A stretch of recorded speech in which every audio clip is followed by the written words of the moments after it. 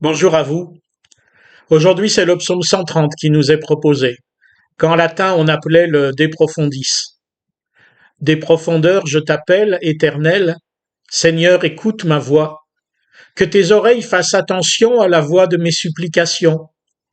Si tu gardes les fautes, Éternel, Seigneur, qui tiendra? Mais avec toi le pardon, afin que tu sois craint. De quelle profondeur s'agit-il? On pense spontanément à la maladie grave, au décès d'un proche, à une séparation douloureuse ou à la dépression. Bien sûr, dans ces cas-là, à nous d'écouter ou de faire résonner ce psaume à qui en a besoin. Car dans tous ces cas, on peut avoir le sentiment de l'absence de Dieu ou au moins de son silence. Et aussi, dans tous ces cas, on peut avoir le sentiment de notre propre culpabilité, que ce sentiment soit fondé ou pas. Ainsi, entre ma propre faute, réelle ou fantasmée, et l'éloignement de Dieu, dont en réalité je ne sais rien, je suis seul, souffrant, à la fois muet et hurlant ma peine. Mais il est d'autres cas, et ce peut être pour le monde, surtout en ces moments où on le voit s'abîmer dans la barbarie, dans la haine et la violence, dans le rejet des uns par les autres, toutes injustices auxquelles on ne peut pas grand-chose, sauf crier vers Dieu afin qu'il exauce la prière, qu'il s'occupe de nous et de notre monde, en particulier des plus faibles. Certes, le monde est mauvais, les gens sont méchants, et moi aussi, mais où trouver un vrai secours, sinon en Dieu seul? Les autres sauveurs sont des mensonges, des fantômes, des vanités, du vide.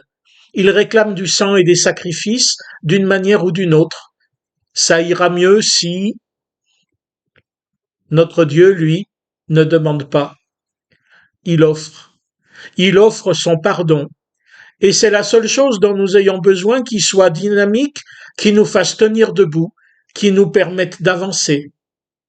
Ce pardon est à la fois nécessaire et secourable, et pourtant bien embêtant, car il nous confirme que nous en avons besoin, que nous sommes en dette avec Dieu et sans doute les uns avec les autres. Il nous révèle aussi que malgré nos grands airs et notre soi-disant liberté, sans ce pardon, nous ne pouvons pas vivre. Craindre Dieu, c'est cela, reconnaître qu'il est Dieu et que nous sommes ses débiteurs. Or, cette reconnaissance nécessaire nous permet spontanément de recevoir et de vivre du pardon. Accepter de ne plus vivre de nous-mêmes, d'être notre propre Dieu et celui des autres. Recevoir de Dieu la vie et lui en être reconnaissant. Il en est de même pour le monde. Son pardon et sa vie sont en Dieu, mais il ne le sait pas. Notre prière, nos pleurs pour ce monde seront-ils suffisants? Soyons-y attentifs, assidus, mais aussi soyons témoins au milieu du monde qu'on peut vivre debout du pardon reçu et que sans lui, on est mort. La seule manière pour que le monde le voie, c'est que nous autres qui connaissons que Dieu veut pardonner, nous soyons des pardonnés pardonnants. Pas depuis notre hauteur, qui n'a pas de sens, mais depuis notre faiblesse. Soyons, pour le monde, des exemples qu'à pardonner, on ne s'abaisse pas, mais on se relève en relevant les autres. Qui d'autre qu'un chrétien peut le comprendre? Mais tout un chacun peut l'expérimenter.